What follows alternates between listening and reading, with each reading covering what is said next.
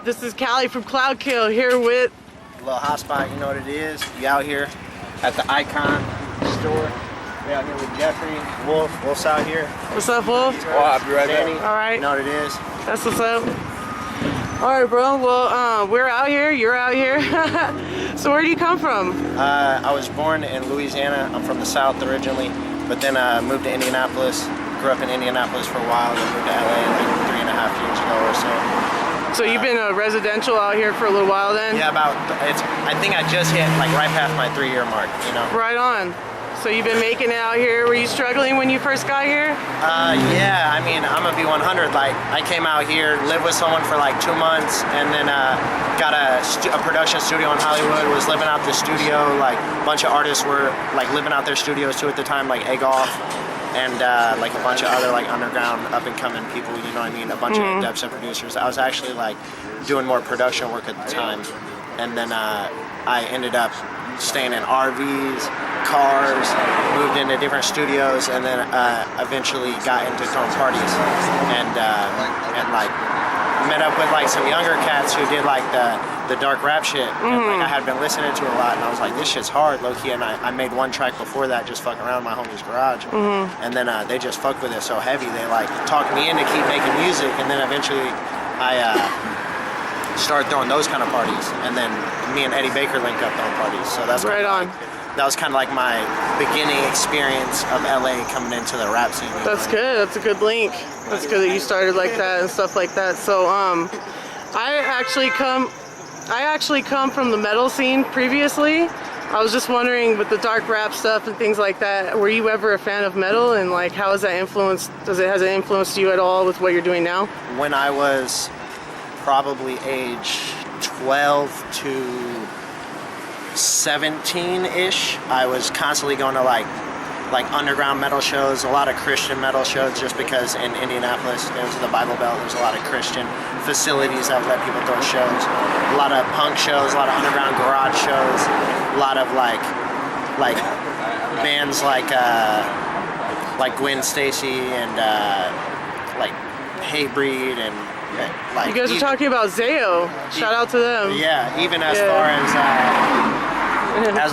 Blood Runs Black, and like fucking, I don't know, Job for a Cowboy. Like, I was really had a wide range, but I was also super into like a lot of the emo stuff, like the typical shit, like Census Fail, Taking Back Sunday, and like the pop punk. Like, you know, I was just like, I grew up skateboarding and like was well versed in like that culture, but then kind of got into DJing through graffiti art.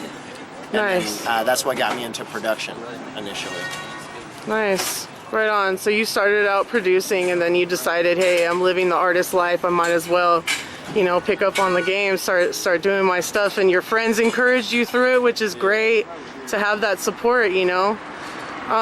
So you guys want to introduce yourselves? Yeah. We'll say a plug. This is Zanny. You guys did a song together recently, right? Or? Yeah, we just dropped a track together, and then we got a whole tape we're working on. It's like underground, like real punk, trap, hell yeah, like, saucy punk, trap, dark, kind of get out my way, kill everything, fuck everything kind of attitude. It's a beat a nigga type music. Right on. So we got 2 videos for it, for 2 of the tracks, which he's also one of the tracks. What's up, Zayo? What's up, boy? Xavier Wulf, what's up? Zayo Wulf. Shout out to Hotspot. Everyone out there, Xavier Wulf. This is 90 Hertz. He produced one of the beats What's on up, my bro? last tape, Revenge on the Nobody. Right on, right on. You know what I mean? And here we got the one and only Wolf, I got a shout out. Wolf boy. I got a shout out The to Alpha. Who? I got a shout out to Xavier Wulf, one of the legends, you know what I'm saying? If he wasn't here supporting, you know what I mean, I definitely wouldn't be where I'm at today. That's you know? right. I wouldn't even be thinking about the type of music that I would be today, you know what I'm saying? That's beautiful. The boy 90 Hertz back here put me on to Wolf and Bones and all them way back. I really wasn't even as educated as I should have been when I met all of them. But wow. You know what I mean? They're real people, real recognize real, you know what I'm saying? Just like this store. Yeah. So, you know, we out here. Gotta hit man, this I shit, love you, you know what I'm saying? dude. Thank you. You're gonna be good. You're gonna Lit. be. See y'all in a minute. All right, I'm out. All right. Y'all be safe, all right? Thanks, bro. Hey, smooth, man. Late. But yeah, you know what I mean. Just it's been a come up. It's been definitely a grind. It hasn't happened like for nothing. You know what I mean. I don't have like a lot of music out yet, but I'm sitting on well over 50 tracks right now. Right. You know what I mean. Yeah. It's just coming out. I kind of low key, if y'all really know, I've been like giving the Russians a little bit more music than America, just because I feel like they like respect the art and they're not as cloudy and give a fuck about all the plays. Right. They're You know more what I about mean? the art. So the Russians know much more about my music than America does. So, you know, follow the Russians, ask the Russians about me, you know what I'm That's saying? what's up, yeah. Point you into the underground, the leaked stuff. You That's know what's what I'm up, saying? yeah. Probably even some stuff that won't even come out on American platforms like Instagram, you know what I mean? That's cool because you got to give it to your fans, right? Yeah. And if your fans come from out that way, you know, you got to give them a little something special that like other people don't have contact with. You know what I mean? You gotta give support where support is given. You know what I mean? Exactly. It's all about sharing. Sharing is caring. You know what I mean? Hell yeah. So you say you just played a show recently? Yeah, I just did a show with Zanny. It was a random pop-up show in Koreatown. It went off. A lot of ladies, a lot of likes afterwards. You know what I'm saying? A lot of posters being signed, you know. Hey! It is what it is. That's what I'm saying. You know what I'm saying? That's cool. So you got the crowd lit. Everybody came out to go, you know, see you and stuff like that. Yeah, it was really dope. I was surprised with the turnout and the reaction from the audience and stuff. You know, it was all really good reviews. It's been nothing but love. Right on. So from doing producing previously, do you produce your own music? I produce not all of my music. Kind of like I want to get a lot of music out. So lately, and I also want to share my music and my ideas with people. Right. Work with other people. So I've been using a lot of like beats from producers from Russia who support my music and stuff. That's good. As well as like my good homies, like Ezra. Ezra produced a lot of the beats on the newest tape we did. But I do produce a lot of my own tracks. But lately I've just like been wanting to get my ideas out faster, you know, so it's like kind of easier to have a team to work with people to get like the ideas and the emotions that I have out on. So your creative ideas are still thrown in there no matter who touches it. You know, you still keep base with people and you know tell them, yo, this is something that I like to do or whatever. 90% of the time when a producer gives me a beat, a lot of times it's just a loop. It's just like a quick loop, and I do all the chops, edits, screws, so on and so forth. You know what I mean? And then I also do most of the I do all my own engineering as well as like a lot of my homies' engineering on all the tracks that I'm on with them. So like I really put a lot of like my feeling and flavor into like what the track comes out sounding like in general, you know what I mean, as well as my verse or my track. But I do have a lot of tracks that I produce as well as recorded on, you know. Nice. So like no matter what, each track has a part of you in there basically. In my opinion, is not always about just like being about me, you know. It's about like the listeners and the fans and like the idea that we're trying to convey to them. And sometimes like even though I'm a dope producer, I may not be able to get that idea out as well as 90 Hertz or as well as Ezra or some random producer across the country, you know what I mean? So like I gotta pay that respects and do what I gotta do to get out the art in the way it's supposed to be out, you know what I mean? For sure. So like if it's right for me to produce the track and like I know exactly how it needs to be and I do that, then of course I'm gonna use my beat. But like, you know what I mean, if I'm working with the producer that's just really catching the wave that like I'm like going for, then I'm gonna jump on that. Or sometimes we're just vibing and they got a beat. You know what I mean? And we just catch this vibe and like we gotta track out that vibe, you know? Right on. Have you made any music for your friends or fans? As far as like making beats or producing anything? This dude, shout out Toad Gang, he just bought a beat off me recently, like some beat I made for him. He told me he wanted something real ignorant, so I sent him a real ignorant track, you know what I mean? And I think he's fucking with it. He thanked me, you know what I mean, posted it, tagged me, so on and so forth. That's and then I also, before I was even rapping, I was producing a lot of beats for other artists, like in Indianapolis in my hometown scene, like, you know what I mean? So nice. So you're still available to make beats and stuff like that for people? Yeah, I still make beats, but it's like I only work with people who are super serious about it. Like and like if like I don't know them and like I'm not really like, you know, hyped on what they're doing specifically, like I'm like, oh shit, like, you know, then obviously like I'm gonna be talking cheddar or something, you know what I mean? Not that it's always about the money, but it's like my time is valuable and I could be spending that time for sure putting into my own craft, you know what I mean? For sure. Have you ever like gone on tour before or thought about taking your art on tour? Yeah, I've toured as a DJ producer a lot, but I have not toured as a rapper. I've went on parts of tours with artists like Eddie and Wolf and stuff. Nice. Went to Vegas, went to, OC, hit the LA stop, went to a couple other stops out of town, you know what I mean? So it's like I've went on tour dates with people as far as the rap scene, but I have not toured myself. Right on. Is that something that you're aspiring to do in the future? Yeah, I plan to tour when the time's right. Right. When I know that like the fans are out there and they want to see me, you know what I mean? And like when people are reaching out, like, I'm not gonna force a tour. I'm not gonna force it. Like, I'm just gonna chill and work and make music and network. And you know what I'm saying? And like just try and get out the feelings and the ideas that I got and that I think that other people can share with me. Nice. I know you've been grinding for a while, and you say that you got a lot of songs and stuff, tracks that are just in the making that you're sitting on and stuff like that.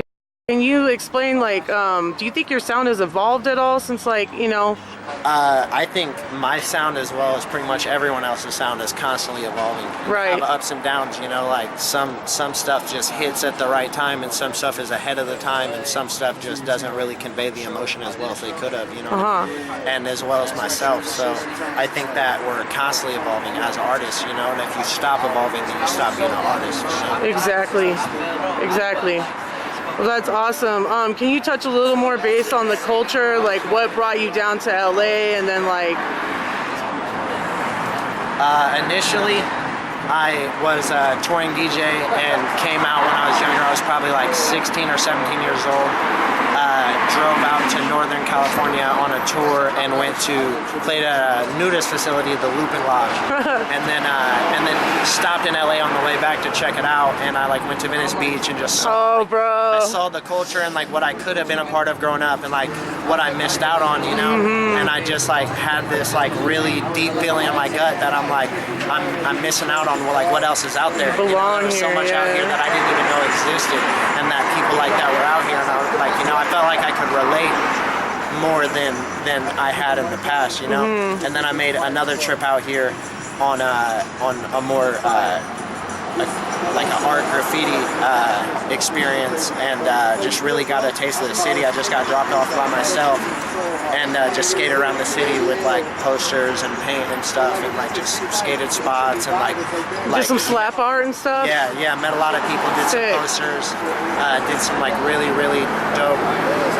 spots, had some great experiences, met like just some creators and like this dude Burke from Paper Diamonds, and like I got to see his art studio, and my homies were doing the clothing brand DTLA, and it was kind of just like surreal to see like people from my hometown like really doing something with themselves in the art, and like not just following like the trends that was set for us by our parents or like whoever told us that that's how we had to be, So once I did that, I was in a deep relationship. I was like kind of raising this girl's 2 kids at the time in Indianapolis, and I was super young still, like just 18, 19, 20, and then that kind of ended abruptly, and I got like my own place really quick, new job, like, and then I was just like, fuck it, left, got sued, moved to LA, and just here I am now. You found your home. Like, you've been thriving out here ever since you got here, it seems. Like you struggled in the beginning, but right off the bat, good vibes. You met some good people like the Hollow Squad, and they're helping you out, and that's awesome. That is awesome. Yeah. From the outside looking in, the come up always looks nice. Yeah, I know the struggle is real, bro. It always looks nice, you know what I mean? From the outside. It's not that clean, but still to this day, there's artists that you think are popping that are walking with designer, with chains, with all that still are broke. The matter of the fact is that like I'm a hustler, and like not only the music, I learned how to take the music and the art in the industry and make money off that, and be able to hustle and be able to survive off that. So like I may not be where I want to be artistry or like level wise, but like I'm out here surviving, grinding daily. And like that's things that other artists can't do themselves. You know what I mean? Even though they're more popular than me, or even though they like got more chains or more designers. You know? Yeah. It's just really about like the art and surviving and really making it is like having people who love your art and being able to share those experiences with your fans, and be able to survive off of the support from your fans. Yeah. You know what I mean? That's what really making it is. You know what I mean? Yeah. So there's artists out here who ain't got 100,000 plays, and artists out here who ain't got all that, but they survive off their craft, and they get to experience those great experiences with their fans, you know what I mean? And that's what really making it as an artist is. And making it as an artist is keep doing that until you can't anymore, you know? Yeah, that's beautiful. So what do you say to your fans before you sign out, or like those other rappers or artists that are out on the streets right now just trying to survive, like some of our boys back here? Best thing I can say is, like, don't be afraid to believe in yourself, you know what I mean? Like, you just gotta get out there and do it. Like, nobody's gonna do it for you, you know what I mean? So, like, just keep getting out there, hustling, keep grinding, and believe in what you do.